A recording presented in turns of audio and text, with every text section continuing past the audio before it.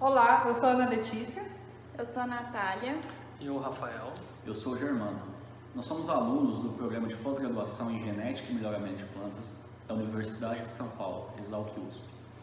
Nesse vídeo vamos discorrer um pouco sobre a evolução e o uso de marcadores moleculares, dando ênfase no final em uma aplicação prática e melhoramento de plantas.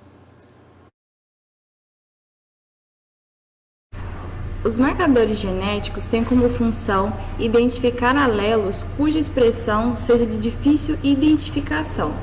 Nesse caso, é possível selecionar o alelo de interesse de forma indireta, por meio do marcador.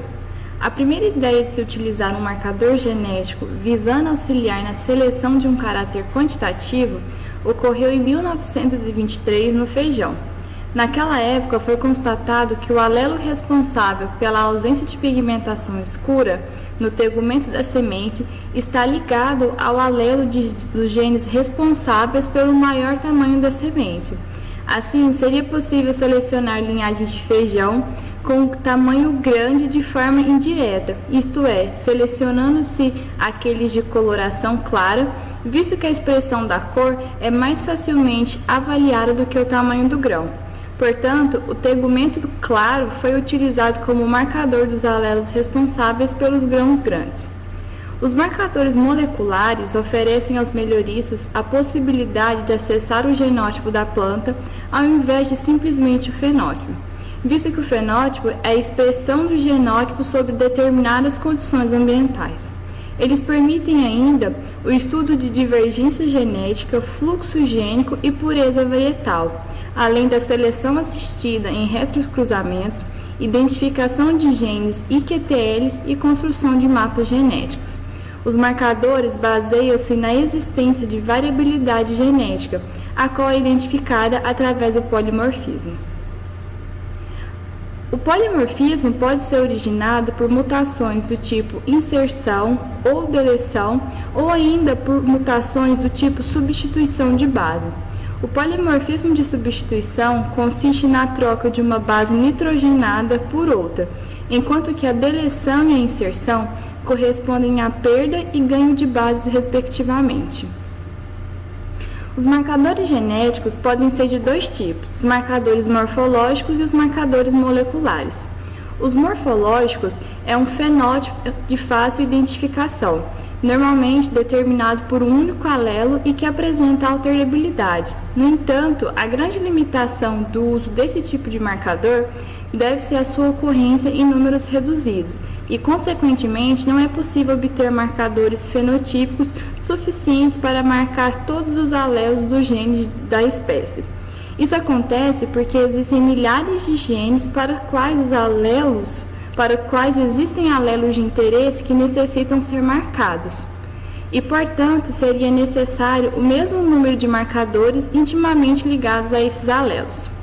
É essencialmente importante que o marcador apresente alta herdabilidade, seja de fácil mensuração e que ele esteja ligado ao alelo que se deseja selecionar, pois assim eles tendem a ficar juntos, e sempre que o melhorista selecionar o fenótipo do marcador, ele deverá também ser portador do alelo de interesse. Os marcadores moleculares são definidos como sendo todo e qualquer fenótipo molecular proveniente de um gene expresso, correspondendo a regiões expressas ou não do genoma. Os mais utilizados são os bioquímicos, à base de proteínas, e os que usam o próprio DNA. Assim, como nos marcadores morfológicos, os moleculares necessitam também de serem herdáveis, pois os marcadores à base de proteína são os produtos diretos dos alelos. Dessa forma, basta identificá-los para selecionar os indivíduos com o fenótipo desejado. Os marcadores bioquímicos apresentam como vantagem a aplicabilidade em diversas espécies e apresentam menores custos. Em cevada, por exemplo, utiliza-se a isoenzima esterase para selecionar de forma indireta plantas resistentes ao vírus do mosaico amarelo. No entanto, os marcadores bioquímicos possuem também reduzida variabilidade, isto é, o número de marcadores em uma espécie é relativamente pequeno. Assim, os alelos responsáveis pelas proteínas facilmente identificáveis não ocorrem em número suficiente para marcar um grande número de alelos de interesse. Dessa forma, a aplicabilidade desse tipo de marcador torna-se reduzida. Os marcadores que utilizam do próprio DNA começaram a ser utilizados em 1980. A vantagem desse tipo de marcador deve-se à grande variabilidade que se observa entre os indivíduos de uma espécie, o que equivale a dizer que, utilizando o DNA, é possível obter um número de marcadores suficientes para marcar todos os alelos de todos os genes da espécie. Os marcadores de DNA são divididos em três categorias. Os baseados em hibridização, que são determinados devido ao pareamento de base, como o RFLP. Os marcadores baseados na técnica PCR, como o RAPD, AFLP e os microsatélites, e os baseados em sequenciamento, os SNPs. Eles podem também ser classificados de acordo com o tipo de herança alélica, em dominantes e codominantes. Os marcadores codominantes possibilitam diferenciar os indivíduos heterozigotos e homozigotos, o que não é possível com o marcador do tipo dominante, para os quais é possível inferir apenas a respeito da presença ou não do alelo. Existe uma grande variabilidade de procedimentos para o uso dos marcadores que utilizam o DNA. Em ordem cronológica, os mais comuns são RFLP, RAPD, AFLP, os microsatélites e os SNPs. O RFLP, também conhecido como polimorfismo de comprimento do fragmento de restrição, inicia-se com a extração do DNA genômico dos indivíduos, o qual deseja-se estudar o polimorfismo. A extração do DNA é realizada utilizando-se protocolos próprios de extração. Em seguida, o DNA é tratado com uma enzima de restrição que cortará em sequências específicas. E devido à grande quantidade de nucleotídeo nas espécies, espera-se que a sequência onde a enzima de restrição cortará ocorra inúmeras vezes, o que produzirá milhares de fragmentos. O tamanho dos fragmentos diferem de acordo com a ocorrência de mutações no sítio de restrição, impedindo assim com que ocorra naquela região o corte e a ocorrência de aberrações, como deleções ou duplicações na região entre os dois sítios de corte da enzima, alterando também o seu tamanho.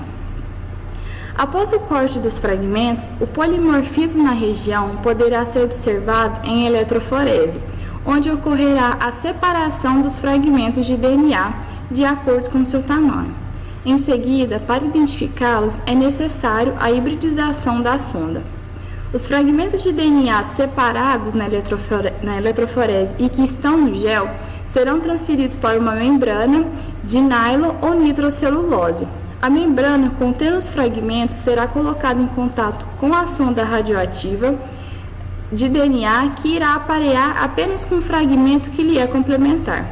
Em seguida, a membrana é coberta com um filme fotográfico onde ocorrerá a autorradiografia, que significa que a sonda, por ser radioativa, emite radiações que sensibilizam o filme, que ao ser revelado mostrará o local onde ele ocorria e também o fragmento do DNA que lhe é complementar.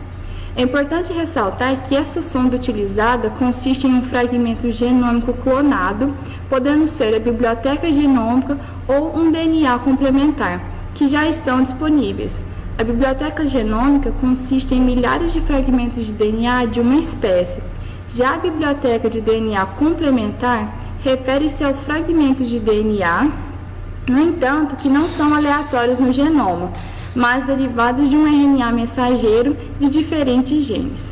Assim, admitindo-se que o fragmento de DNA identificado pela sonda esteja intimamente ligado ao alelo de interesse, pode-se selecionar este alelo por meio do fragmento. Dessa forma, em uma população segregante, por exemplo, toda planta que possuir o fragmento de DNA identificado pela sonda também deverá ter o alelo de interesse. É, portanto, nessa condição que o RFLP funciona como um marcador de alelo de interesse. O polimorfismo desse marcador é baseado nos diferentes tamanhos de fragmentos gerados pelas enzimas de restrição. No entanto, esse marcador apresenta algumas limitações, como herança dominante, necessidade de grandes quantidades de DNA, uso de radioatividade ou outras técnicas de coloração, e também por se tratar de uma técnica muito trabalhosa e demorada. Assim, o uso do marcador do tipo RFLP fundamenta-se nas técnicas de extração de DNA, uso de enzimas de restrição, separação dos fragmentos em eletroforese, hibridização da sonda e autorradiografia. A PCR, conhecida como reação de polimerização em cadeia, surgiu na década de 80 e favoreceu o desenvolvimento de diversas técnicas para análise de marcadores moleculares, como RAPD, AFLP e os microsatélites. Essa técnica é possível devido à enzima que sintetiza o DNA, a DNA polimerase, que funciona quando um pequeno segmento de molécula a ser sintetizado já existe, e esse segmento é chamado de primer. A técnica consiste, portanto, em uma replicação in vitro da sequência genômica desejada. Essa replicação ocorre no termociclador, equipamento este capaz de favorecer as temperaturas tanto de aquecimento quanto de resfriamento. Inicialmente, será feita a extração do DNA e, em seguida, esse material é preparado e levado ao termociclador, onde será exposto a altas temperaturas para que ocorra o aquecimento e desnaturação da dupla fita de DNA. Em seguida, ocorre o resfriamento, o qual permite o anelamento dos primers às sequências alvos. A próxima etapa consiste, então, na extensão, onde a DNA polimerase inicia a síntese de nucleotídeos na extremidade 3' de cada primer. Ao final dessas etapas, tem-se a finalização de um ciclo de PCR, no qual parte de uma molécula de DNA e, ao finalizar, tem-se a molécula duplicada. Assim, quando já se conhece a sequência de bases de um alelo, apenas as sequências, quando já se conhece a sequência de bases de um alelo, pode-se usar as sequências complementares das extremidades 3' do primer e promover a síntese do mesmo artificialmente por vários ciclos sucessivos, gerando assim um grande número de moléculas idênticas. Nessa técnica, nem todo o DNA do organismo é replicado, e sim apenas as sequências cujas extremidades foram identificadas pelos primers.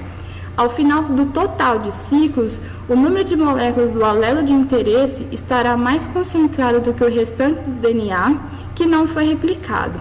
Usa-se então a eletroforese para que ocorra a separação do fragmento de DNA, de acordo com o tamanho. No entanto, como a concentração de DNA utilizada em cada PCR é muito baixa, somente o alelo que foi amplificado na reação poderá ser detectado no gel. A principal desvantagem dessa técnica é o fato dela requerer o isolamento e o sequenciamento de um determinado alelo para se obter o par de primers, o que a torna onerosa. Em 1980, a técnica da PCR foi modificada através da utilização de um único primer aleatório de geralmente 10 bases de uma sequência arbitrária com 60% ou mais de conteúdo de GC, dispensando assim a necessidade de informação do sequenciamento para a síntese do primer. Esse procedimento recebeu o nome de RAPD, significando DNA polimórfico amplificado e aleatório. Os marcadores RAPD foram os principais marcadores desenvolvidos baseados em PCR. A amplificação ocorre quando o sítio do primer está presente no DNA-alvo em orientação oposta.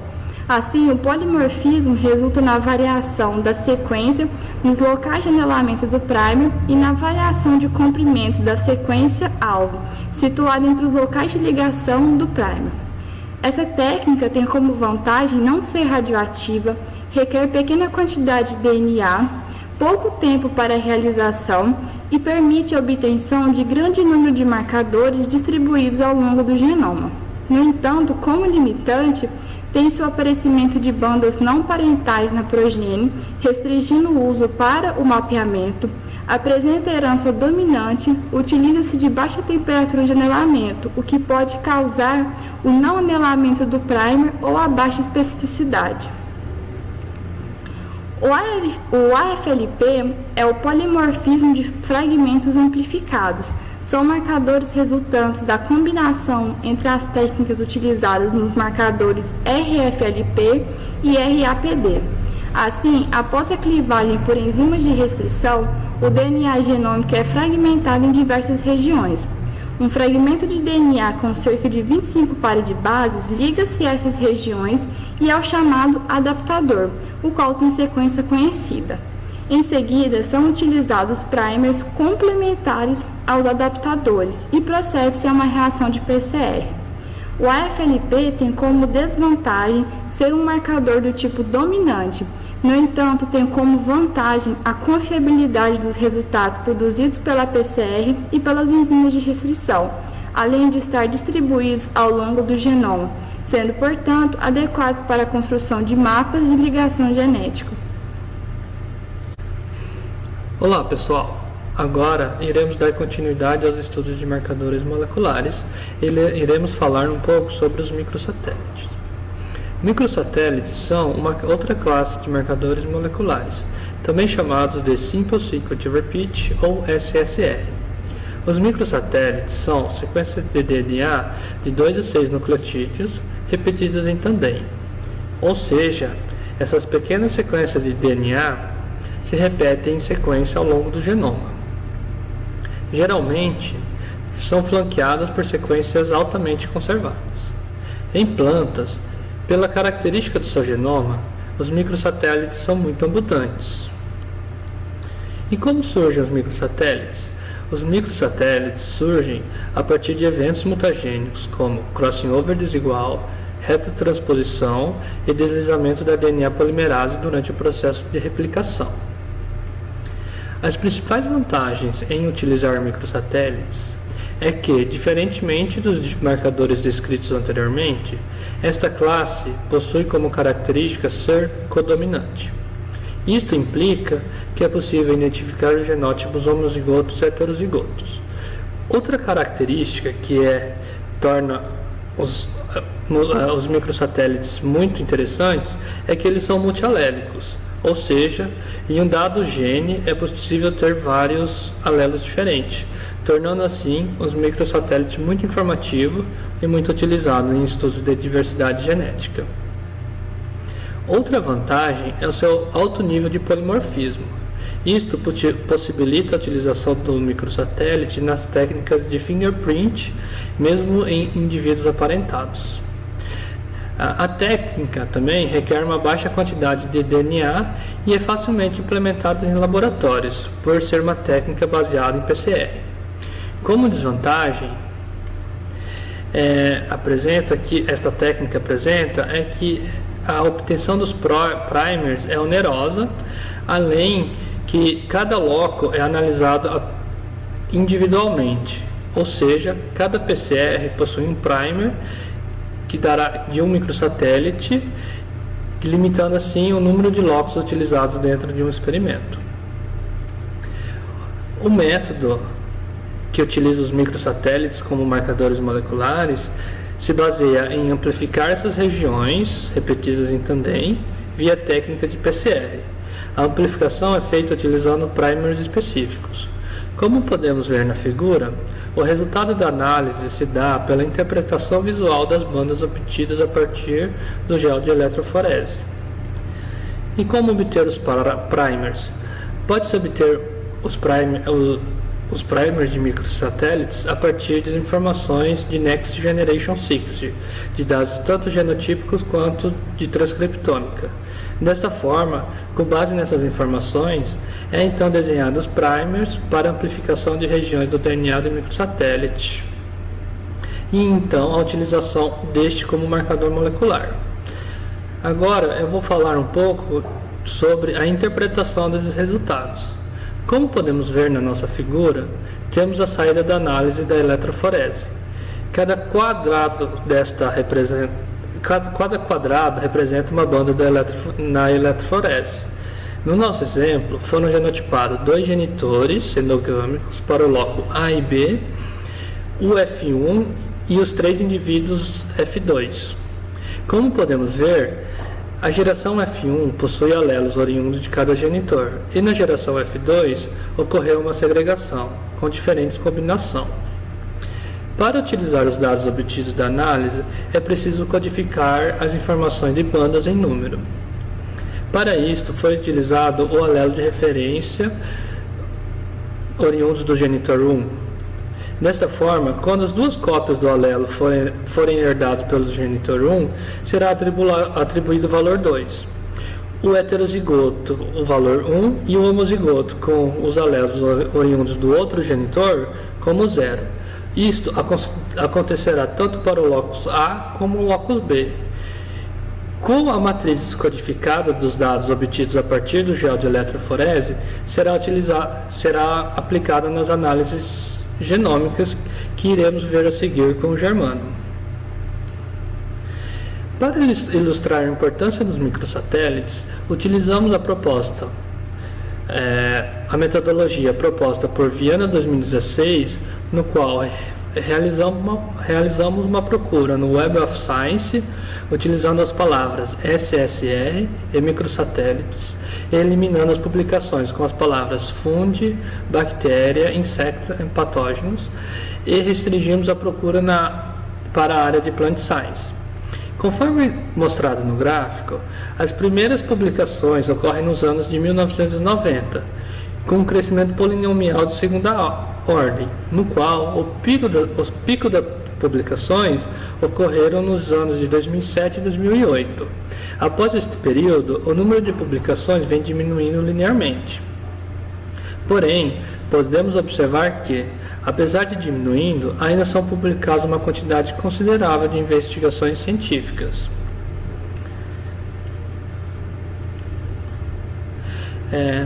Em uma busca entre as utilizações das últimas publicações que utilizaram o microsatélite, no ano de 2017 para cá, vimos que as principais publicações aplicando esse recurso foram utilizadas para a utilização de Next Generation Sequencing para identificar marcadores de microsatélites e a utilização deles como fingerprint, análises de diversidade genética e estrutura de população, auxiliando na obtenção de SNPs e na seleção assistida e no mapeamento. Como vimos, a quantidade de publicações aplicando o SSR vem caindo a cada ano, porém, eles são ainda muito importantes e muito utilizados nos laboratórios, como técnica principal ou para auxiliar em outras análises. Desta forma, o seu estudo e compreendimento é justificado. Segundo Vieira 2016, é muito provável que os marcadores de SNPs irão substituir a utilização de microsatélites. Porém, este dia ainda não chegou e não está tão próximo assim. Muito provavelmente, isso não ocorrerá tão cedo devido ao baixo custo de realizar análises de microsatélite, seu alto polimorfismo, boa reprodutibilidade e confiabilidade, e também por ser um marcador muito informativo, pois ele é codominante e multialélico. Os SNPs são polimorfismos de nucleotídeo único que podem se originar de mutações de ponto e trocas de um único nucleotídeo. A troca de uma base púrica por outra base púrica, ou seja, A por T ou T por A, ou de uma base pirimídica por outra pirimídica, ou seja, C por G ou G por C, é chamada transição. Já a troca de uma base pirimídica por uma base púrica, ou de uma base púrica por uma base pirimídica, é chamada transversão. Alguns autores consideram inserções e deleções, os conhecidos indels, também como SNPs, mas é mais convencional tratar como SNPs as trocas propriamente ditas. Aqui na imagem, podemos observar uma transição, a troca de A por T. Agora, observamos uma transversão, a troca de T por G ou de A por C. Os SNPs são marcadores bialélicos porque a frequência com que ocorrem as trocas de nucleotídeos no genoma é relativamente baixa. Assim, a presença de SNPs multialélicos é muito baixa, porque a probabilidade de que ocorra mais de uma troca de nucleotídeo na mesma posição é muito pequena. Assim, é comum que SNPs multialélicos sejam mais frequentemente provenientes de erros de sequenciamento do que as trocas de nucleotídeos efetivamente. Dentre as vantagens de se utilizar SNPs como marcadores moleculares é que eles são muito abundantes no genoma e possuem alto grau de polimorfismo. Além disso, eles são codominantes. Os SNPs podem ser encontrados nos exons, nos introns e, na sua maioria, em regiões intergênicas. Quando eles estão em regiões codificadoras ou regulatórias, eles podem estar relacionados ao fenótipo, se eles forem SNPs não sinônimos. Os SNPs são obtidos por métodos de sequenciamento. Os métodos mais modernos se dividem entre métodos baseados em hibridização e métodos baseados em tecnologias de nova geração. Dentre os métodos baseados em hibridização, o SNP Array é bastante utilizado. Nesse método, os SNPs ou nucleotídeos já conhecidos para uma determinada espécie são fixados em um chip, e o sequenciamento é feito a partir da hibridização das sequências. A desvantagem é que quando o conjunto de SNPs ou nucleotídeos é atualizado, é preciso que o chip também seja atualizado. Atualmente, existem chips para genotipagem de algumas espécies agrícolas, entre elas a soja, por exemplo. O sequenciamento baseado em tecnologias de nova geração se fundamentam na redução da complexidade do genoma, seja por enzimas de restrição, como o GBS, RADSEQ e outros como o DARTSEQ, ou o uso de iscas de oligonucleotídeos de sequências de interesse, como de um gene específico, por exemplo, para captura, no caso do Capture-Seq, por exemplo. As tecnologias de sequenciamento se iniciaram com Sanger lá em 1975, mas até o início dos anos 2000 era bastante caro. Com o desenvolvimento de tecnologias de nova geração, o custo de sequenciamento por nucleotídeo sequenciado tem reduzido bastante e possibilitado o sequenciamento de vários genomas, principalmente de importância agrícola. As tecnologias de segunda geração geram sequências curtas, as de segunda geração, no caso, elas geram sequências curtas e demandam um grande esforço computacional para unir essas sequências curtas e tirar conclusões biologicamente significativas. Já as tecnologias de terceira geração, elas são mais recentes, como Oxford Nanopore e PacBio, e elas geram sequências mais longas. Mas essas sequências ainda possuem uma alta taxa de erro, que também tem demandado bastante esforço computacional para poder ajustar essas sequências. A técnica de GBS permite a genotipagem e o sequenciamento do DNA simultaneamente e consiste na redução da complexidade do genoma, como eu falei anteriormente, utilizando enzimas de restrição. Essa técnica permite que várias amostras sejam sequenciadas e genotipadas ao mesmo tempo, o que é chamado de multiplexagem, porque cada amostra é marcada com um código de barras específico durante o preparo das bibliotecas para poder sequenciar. As bibliotecas genômicas preparadas para a GBS, elas são então sequenciadas com a tecnologia de segunda geração, como uma plataforma Illumina, por exemplo. Então, apenas para ilustrar, o sequenciamento em uma máquina Illumina, a partir das bibliotecas preparadas com GBS, ela requer o preparo dessa biblioteca e utiliza adaptadores e os códigos de barra justamente para preparar a biblioteca.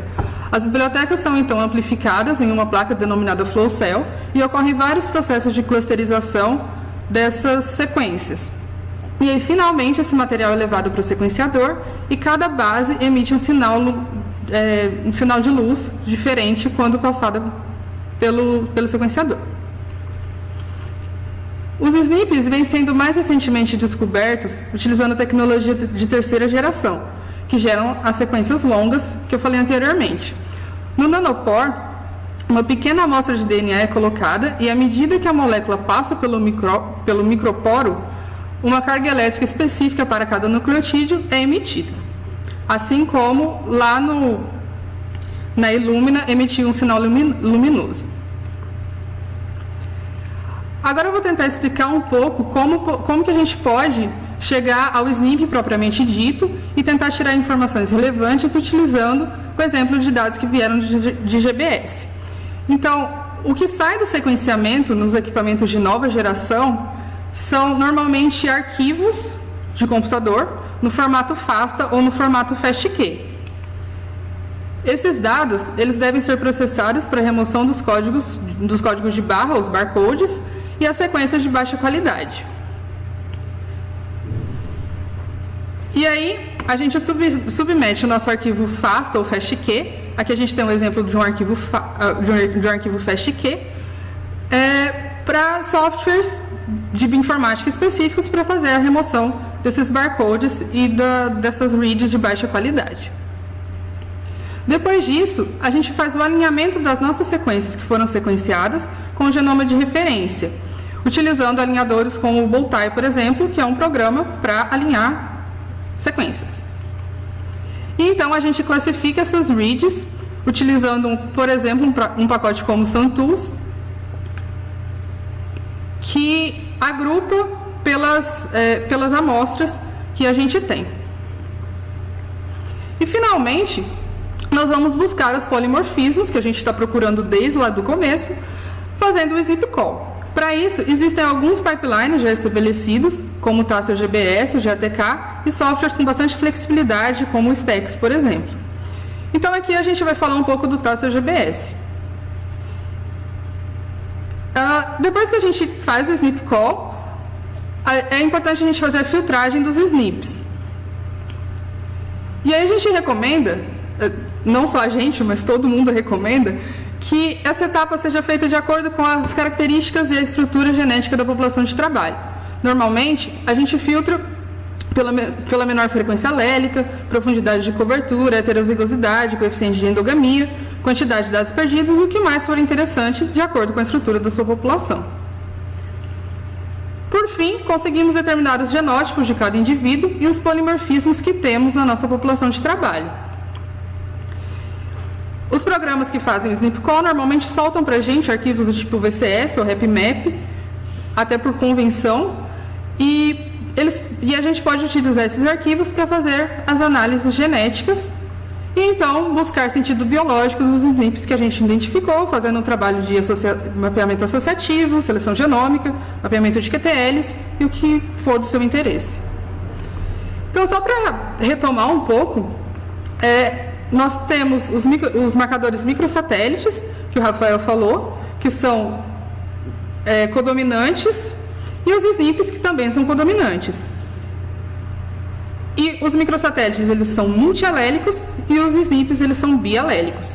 Atualmente, os microsatélites ainda são muito utilizados para análise de diversidade genética, filogenia, e os SNPs têm sido largamente empregados para mapeamento associativo, mapeamento de QTLs e seleção genômica. Olá. Após o desenvolvimento teórico do que são marcadores genéticos, quais os protocolos... Vou começar aqui agora, que for editar. Bom, toda a apresentação foi desenvolvida para que nós chegássemos a essas três perguntas.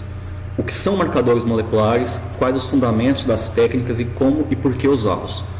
Esperamos ter respondido as questões sobre o que são marcadores moleculares e os fundamentos nas sessões anteriores dessa apresentação. Agora vamos fazer uma breve revisão do que é a biometria de marcadores e como a gente pode utilizar ela para explorar algumas relações entre fenótipo e genótipo. Utilizaremos exemplos vinculados ao melhoramento de plantas, que é a nossa área de trabalho. Esse arquivo que eu estou apresentando aqui agora é um arquivo em R Markdown. Ele está disponível na nossa página do GitHub, vamos deixar no link da descrição do vídeo, junto com os datasets e sugestões de leitura. Na verdade, eu vou passar agora para as sugestões de leitura, já que já estamos falando disso. No final dessa apresentação, colocamos alguns artigos e livros que utilizamos para orientar essa apresentação. Eu sugiro, pelo menos para mim, eu gosto de ler um conteúdo quando está sendo aplicado, depois ler a parte teórica. Por quê? Eu funciono muito com base em propósito do que eu estou fazendo. Muitas pessoas podem também trabalhar assim. Então, uma sugestão que eu dou para quem tem dificuldade com ler materiais técnicos logo de cara, leiam esses capítulos aqui desses livros sugeridos, aplicações e melhoramento de plantas. E o capítulo do Ramalho, para quem tem um pouco de dificuldade com o inglês, ele ajuda bastante a você, esse livro do Ramalho, desculpa, a ter um primeiro contato com a relação do uso dos marcadores moleculares e melhoramento de plantas. Um artigo da professora Maria Lúcia Carneiro Vieira é bem interessante também, esse artigo aqui, publicado na revista Genetics and Molecular Biology. Ele faz uma revisão bibliográfica sobre o que são microsatélites e o que é útil em utilizá-los. Esse livro da Sociedade Brasileira de Melhoramento de Plantas, Sociedade Brasileira de Genética, desculpe, está disponível nesse link. É um livro muito interessante. aborda mais a parte de laboratorial e aplicações para fins de filogenia e evolução. Então, para diversos públicos, temos algumas sugestões. Quanto às aplicações em melhoramento de cultivos, como soja e milho, colocamos alguns capítulos de uns livros, como esse aqui e esse aqui, de soja e de milho. Mas também, quem tiver interesse em outras culturas, batata, cenoura, entre outras, nesse link desse Compendium of Plant Genomes, foram vários livros publicados pela Springer, trabalhando com genomas de culturas de culturas cultivadas, né? Então, espécies cultivadas. Então, tem várias espécies e revisões bibliográficas vinculando principalmente ao uso de melhoramento molecular. Bem, vamos lá para a apresentação. Nessa primeiro card, eu coloquei aqui para vocês uma função. Inclusive, já vou deixar aqui a sugestão. Quem tiver sugestões para melhorar esses scripts, sugestões para deixar o script mais limpo, mais didático, não se sintam acanhados e, por favor, comentem aí na descrição, nos comentários do vídeo, porque vai ajudar a gente a evoluir e também vai ajudar quem estiver vendo os vídeos a ter um maior compreendimento de como utilizar o R, nesse caso usar o R Markdown, que é uma ferramenta muito útil para divulgação científica, principalmente também, elaboração de relatórios. Bom, a gente coloca aqui nesse vetor o nome de alguns pacotes que eu vou utilizar. O SnipRed, por exemplo, é um pacote produzido aqui na USP, parceria com o CIMMYT. É um pacote que trabalha com a questão de controle de qualidade de SNPs. O RRBLUP, do professor Jeffrey Wendelman, lá de Wisconsin. Esse pacote BGGE, eu acabei colocando ele aqui, mas não utilizei na apresentação, mas vale a pena dar uma olhada, que também é um pacote desenvolvido aqui na USP. Coloquei 2 vezes o RRBLUP, enfim. O BGLR é um pacote que faz a predição genômica, na verdade ajusta modelos bayesianos de modo geral. FactoMiner é um pacote que faz diagnósticos usando análise de fatores, PCA. O ADGenet é um pacote de análise exploratória, também muito interessante, pode ser explorado. O SuperHit para visualização e criação de dendrogramas. Bom, rodando esse pacote, usando essa função sapply, ele vai aplicar a função library para esse vetor. Então, primeiro ele vai verificar se você tem instalado no seu computador, se não tiver ele vai instalar, e vai aplicar depois aqui para você, para chamar os pacotes. Isso eu fiz de uma forma genérica para não gastar muito tempo, porque tem os outputs do pacote que eu poderia ter omitido na hora de fazer o Markdown, mas tranquilo, vamos tocar para frente. Bom, esse link aqui, na nossa pasta Biomark no GitHub, eu coloquei alguns datasets a serem utilizados, tanto nesses exemplos como em próximos vídeos que nós vamos trabalhar. Para facilitar o download, para quem tiver acesso, nós criamos dessa forma uma forma didática para a pessoa entender como ela vai fazer o download do arquivo de uma página do GitHub. Então, por exemplo, o arquivo Maze que está disponível lá, fizemos download assim dele. É um arquivo que tem aí 14 variáveis, ou seja, 14 colunas e 171 observações, que são as linhas. Mas no caso aqui são, a primeira coluna o indivíduo, o nome do indivíduo, a segunda seria a produtividade de grãos, no caso o fenótipo, e as demais são marcadores moleculares. Esse dataset ele é de origem do professor Antônio Augusto Franco Garcia, do Departamento de Genética da Exalc USP. Então contactem ele caso queiram mais detalhes sobre esse dataset.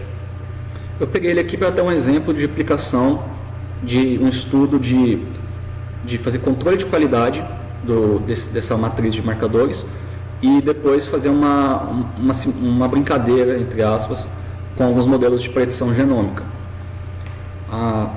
Aqui eu estou editando a matriz para renomear os indivíduos, deixar a matriz limpa de marcadores que estão aí codados em 0, 1 e 2. O que são esses 0, 1 e 2? São os SNPs, a Letícia explicou anteriormente nesse vídeo o que são, mas resumindo aqui, é o número de cópias do alelo.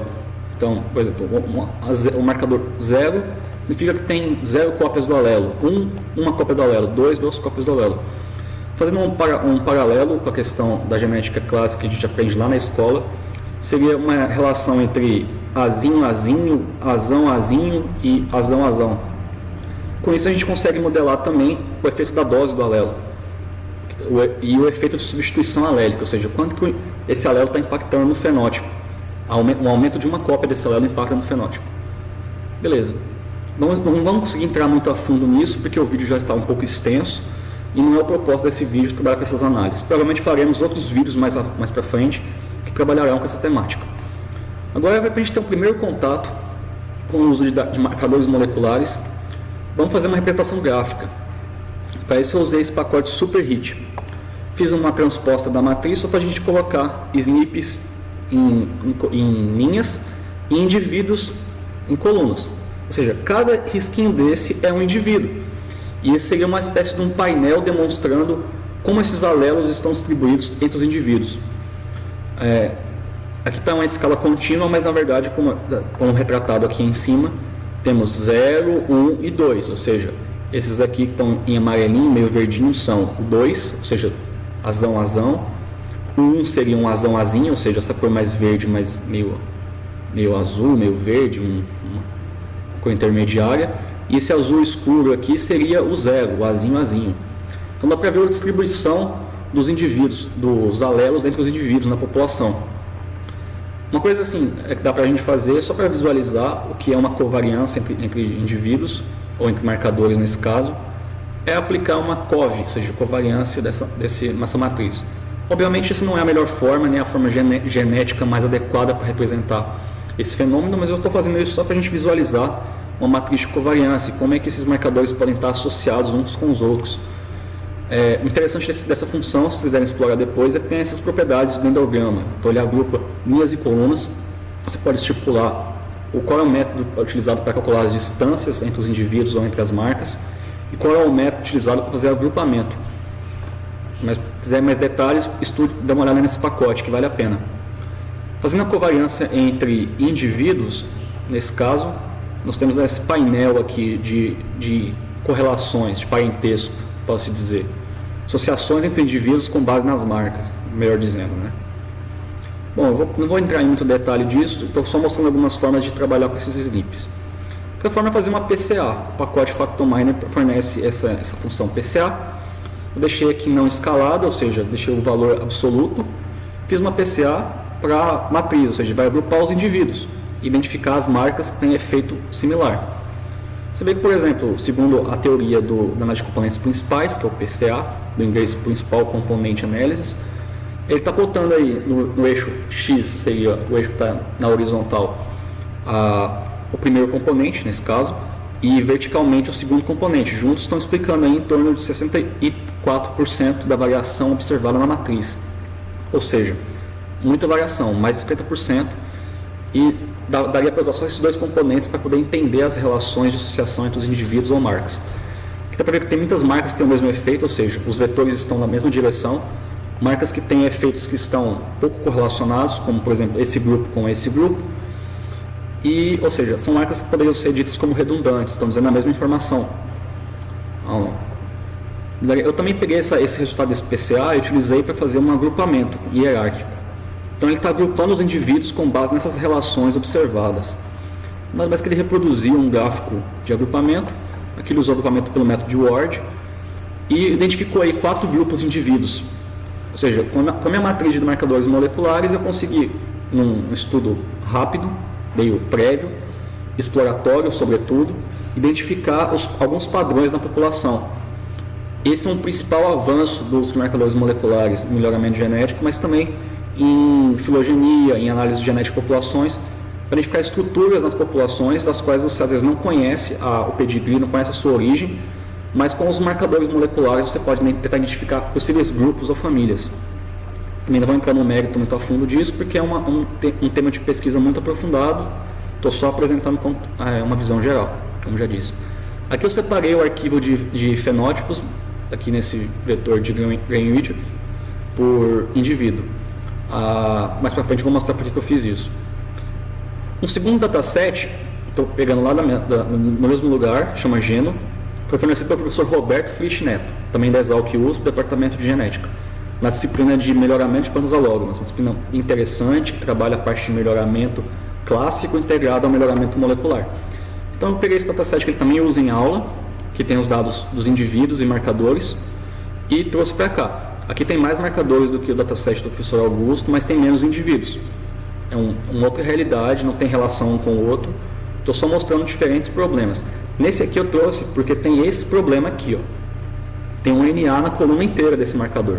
E ao longo da matriz tem vários elementos que estão em NA, ou seja, dados faltantes.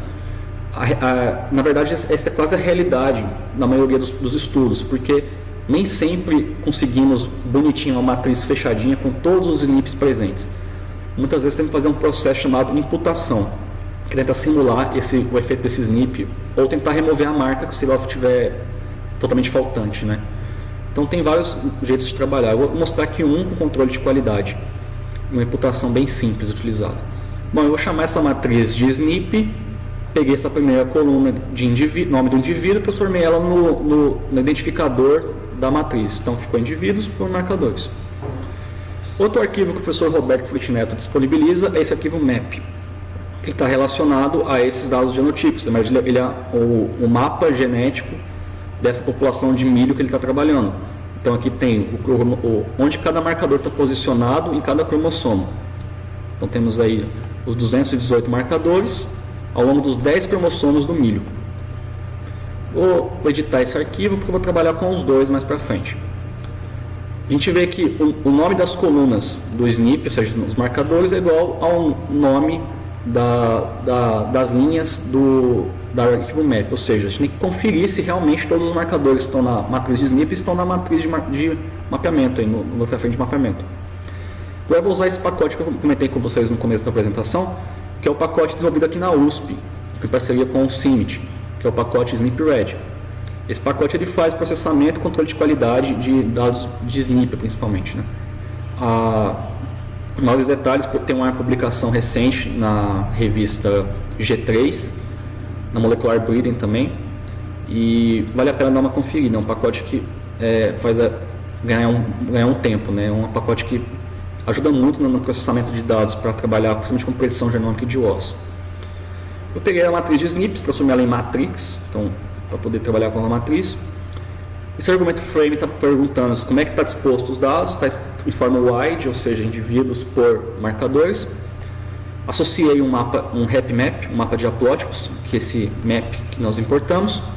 E aqui vem um primeiro conceito que eu vou tratar agora, que é o MAF. A Letícia falou um pouco disso na hora do controle de qualidade de SNPs, mas eu vou reforçar aqui agora. Minor Allele Frequency, ou seja, a frequência do menor alelo. É o quanto está tolerando de frequência mínima de ocorrência de um alelo na sua população. Vou tolerar aqui 5%, ou seja, um alelo que tiver menos de 5% ocorrente não vai ser útil para mim, para o meu estudo. Call rate, outro diagnóstico, eu vou fixar como 90%, não vou entrar em muitos méritos sobre isso aqui agora, e nem o tipo de imputação, vale a pena dar uma olhada nos artigos que eu recomendei. Rodando essa função, tem esse output que é o report. Está me dizendo o seguinte, que nessa matriz, 2 marcas foram removidas pelos critérios de frequência, que são a marca 2 e 6. A 2 é aquela, lembra, que estava com muito NA. Uma marca além dessa também foi removida, porque a chamada dela foi menor que 90%, que é esse M2, ou seja, mesmo a marca M2 foi removida por 2 critérios distintos. Então já fez essa limpeza. Então ele dá output a matriz de marcadores limpa, eu já chamei ela de M. E aqui o happy map que já estava feito antes, que é o mapa de haplótipos. Bom, tem um jeito de fazer manualmente, de certo modo, isso. Essa função aqui eu estou pegando a matriz de SNPs, a original, antes da limpeza, e chamei ela de W. Fiz aqui uma matriz W com o mesmo tamanho. E usei uma estrutura de repetição que vai fazer a imputação do dado faltante com base na média dos seus vizinhos, ou seja, a média do seu efeito principal. Então, bom, agora, depois que faz a imputação, vamos agora fazer manualmente aqui.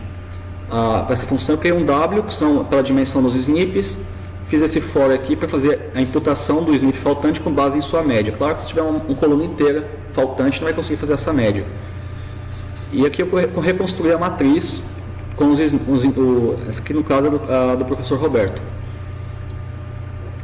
Essa diagrama de cores quer dizer também a distribuição dos SNPs, das doses dos alelos de cada SNP ao longo da população. Fazendo o critério da MAF com base, fazendo manual, dá para também construir bem tranquilo.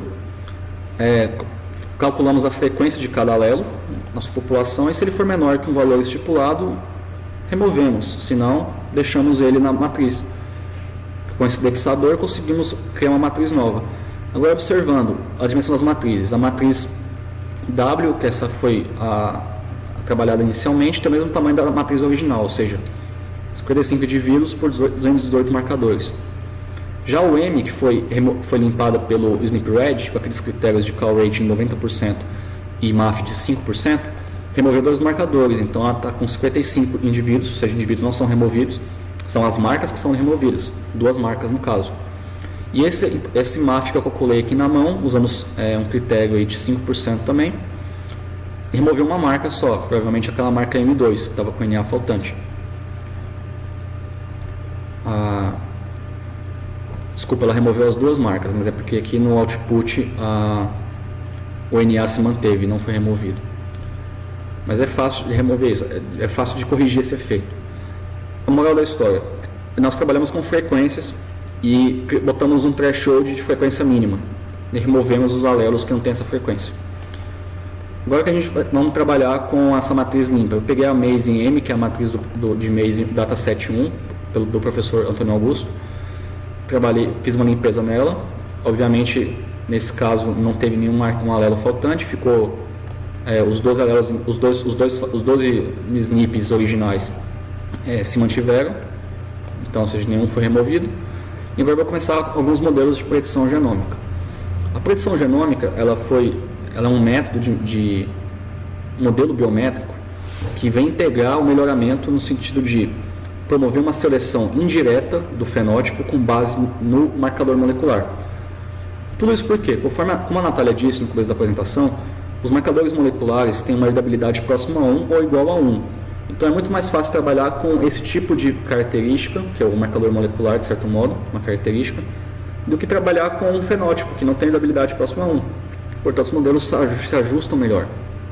Os marcadores moleculares também são, no caso do SNP, são amplamente dispersos no genoma, o que facilita a caracterização de indivíduos e a predição dos seus efeitos para, no caso, integrado no melhoramento. Por exemplo, quando esse dataset do professor Augusto, o Maze M, e apliquei um controle de qualidade.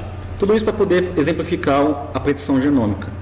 O que é a predição genômica? São modelos utilizados para traçar uma relação entre marcadores moleculares e fenótipo, fazendo a sua predição. No melhoramento de plantas pode ser visto como um método de seleção indireta, porque você utiliza o marcador para inferir sobre o fenótipo. Como a Natália falou no começo da apresentação, os marcadores eles têm heredabilidade próxima a 1.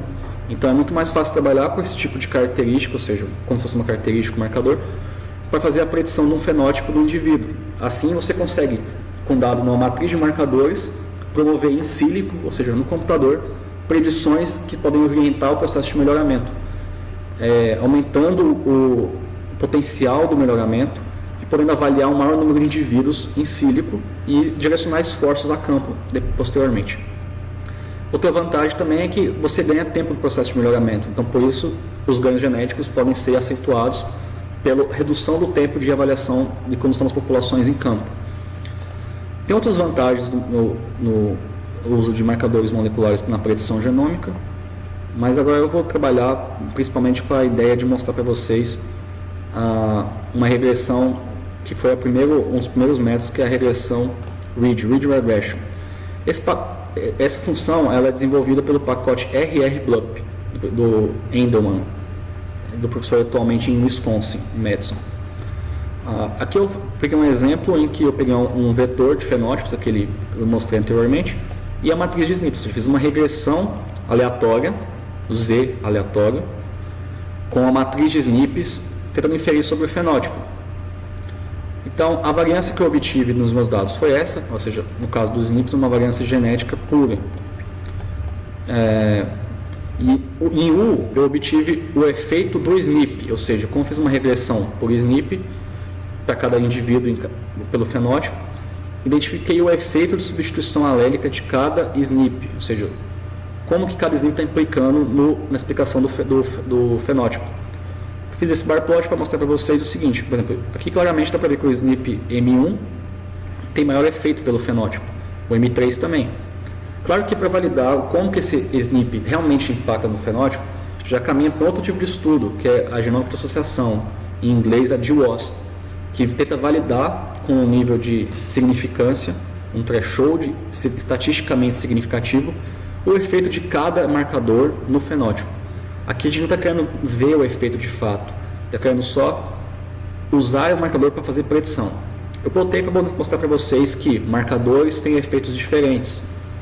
Possivelmente esses marcadores estão mais relacionados a um QTN, que vincula essa característica quantitativa.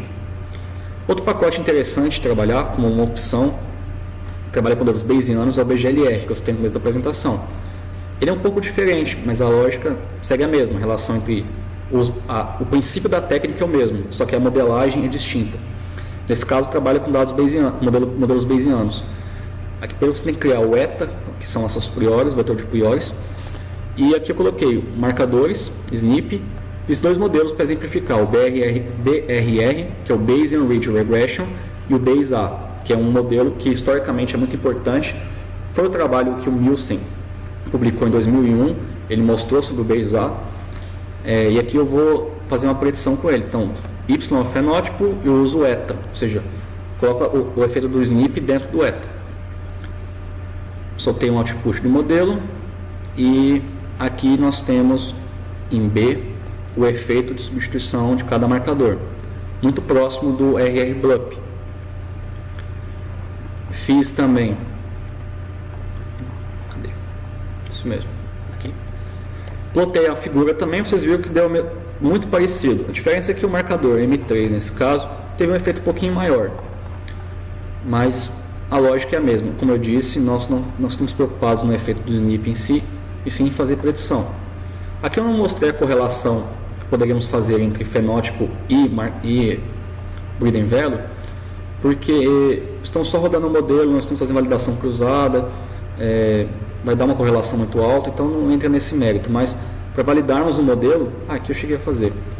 Nós pegamos o fenótipo e o IHAT, nesse caso o modelo solta o IHAT, que é o fenótipo predito, e deu uma correlação aí de 51% mais ou menos, ou seja, é baixa ou é alta, depende da herdabilidade do seu caráter, depende do jeito que você está modelando, depende da qualidade dos seus dados, da qualidade dos seus SNPs. Então, é muito relativo, na literatura nós temos que dar uma olhada. É um valor razoavelmente interessante, claro que dá para ter valores muito maiores que esse, próximo a 7, por exemplo, 8. Um próximo a 1, duvide, né? Porque é muito complicado, como conseguimos modelar um fenômeno tão complexo usando ainda metodologias que estão em desenvolvimento. Bom, agora eu vou mostrar um outro jeito de fazer, usando a matriz G, ou seja, utilizamos os marcadores para criar matrizes de parentesco genômico. Aqui também no SNP-RED eu mostrei vou passar bem alto também, porque provavelmente vai ser tema de outros vídeos. Eu ia te fazer pelo método de Van Reyden, que é você transformar os seus marcadores moleculares numa matriz de parentesco, ou seja, pela frequência dos alelos, dos SNPs, vamos ver quais indivíduos estão mais aparentados ou não, porque se compartilham alelos similares, provavelmente são irmãos, são primos, são às vezes pai e mãe. Então, vamos inferir sobre o parentesco deles com base na similaridade genômica ou no número de SNPs incomuns que eles têm. Esse pacote ele faz direto pelo Van Reyden o método do GA, que é o efeitos aditivos, que eu plotei só 10 indivíduos. Essa matriz GA ela vai ser diferente da matriz de marcadores. A matriz de marcadores, como vocês lembram, era o número de indivíduos por número de marcas. Essa matriz é o número de indivíduos por número de indivíduos, porque é uma matriz de variância e covariância. Ou seja, para trabalhar matematicamente com ela é mais interessante, porque ela é uma dimensão menor, portanto você estima menos parâmetros do que a matriz de marcadores. Uma GD, que é de dominância, não vou entrar nos detalhes também. Plotei a matriz, vocês viram que o mosaico de correlações entre indivíduos agora varia de -1 a 1. Aqui eu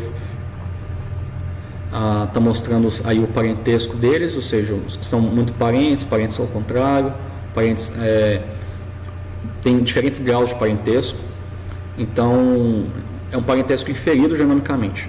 Pode não ser real, pode ser real, mas assume-se pelas teorias de genética de populações que é um parentesco real. Agora, fazendo na mão, como é que a gente montaria essa matriz conforme o Van Reyden? Bom, essa função scale do R, ela centraliza os seus dados, transforma numa distribuição de média zero e variância igual a 1, ou seja, uma normal. Nesse caso eu vou escalonar os dados, então ele vai ter dados positivos e negativos do SNP. Vou pegar esse N aqui, que vai ser o número de linhas, ou seja, o número de indivíduos da matriz de SNPs centralizada, e o número de colunas é o número de marcas. Então, a teoria é que é o seguinte: você fazer uma operação algébrica para obter a matriz de variância e covariância com base nos SNPs é basicamente você pegar a matriz de SNPs, multiplicar por sua transposta e dividir pelo número de marcas. No R dá para fazer dessa forma, T cross prod, ou seja, o produto cruzado transposto, dividido por M. Aqui a gente coloca dessa forma, soma uma diagonal com um valor pequeno para poder deixar ela não singular e poder fazer inversões. Mais para frente, alguns pacotes você precisa entrar com a matriz já como uma inversa. Aqui o painel da G, muito similar àquele painel da GA calculado pelo SNP-Red. Tem que ser igual, porque a teoria é a mesma. Claro que tem modelos que usam traço aqui, dependendo do seu fenômeno, se for uma espécie poliploide, o jeito de fazer a matriz é diferente. Se trabalhar com epistasia, se trabalhar com outros tipos de fenômenos, vai ser uma forma diferente. Aqui, como eu disse, uma apresentação rápida de como a gente sai do SNP e traz alguma informação genômica prática. E a gente vai fazer o GBLUP, ou seja, vai fazer o RR-BLUP para a marca, a gente faz o GBLUP usando a matriz de parentesco genômico. Então aqui, ao invés de usar o Z, a gente usa um K. Geralmente essa notação K quer dizer kernel, que vem de variância. O Z vem de efeito aleatório, o X vem de efeito fixo. Então aqui no pacote do professor Endelman, tem aqui essa função que é mesmo o RR-BLUP, só que a gente coloca a matriz, faz a regressão usando a matriz de parentesco genômico. E agora o U, que é o efeitos preditos, não é mais para a marca, é para o indivíduo, ou seja, esse aqui é o breeding value do indivíduo. Ou seja, como o indivíduo contribui para a população com base no seu fenótipo. Bom, aqui eu estou botando os breeding values, você vê que é mais complicado de olhar, mas dá para selecionar um indivíduo com base no seu maior breeding value, ou seja, um indivíduo que tem maior valor ajustado aqui, teoricamente é um indivíduo que tem um valor reprodutivo maior, ao ser cruzado com outros indivíduos, vai gerar indivíduos melhores.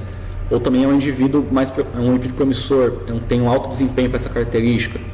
Ou se eu estivesse simulando no computador apenas esses dados, não tivesse de fato um fenótipo, claro que tivesse ajustado previamente o modelo com um fenótipo conhecido, eu poderia inferir que esse indivíduo possivelmente é um indivíduo promissor, eu poderia levar ele para campo depois, avaliá-lo, fenotipá-lo. Então tem diversas aplicações para esse tipo de abordagem. Alguns indivíduos poderiam também usar para descartar os piores, ou seja, ranquear esses dados para identificar aqueles que têm valor negativo, valores não desejáveis, e descartá-lo na população.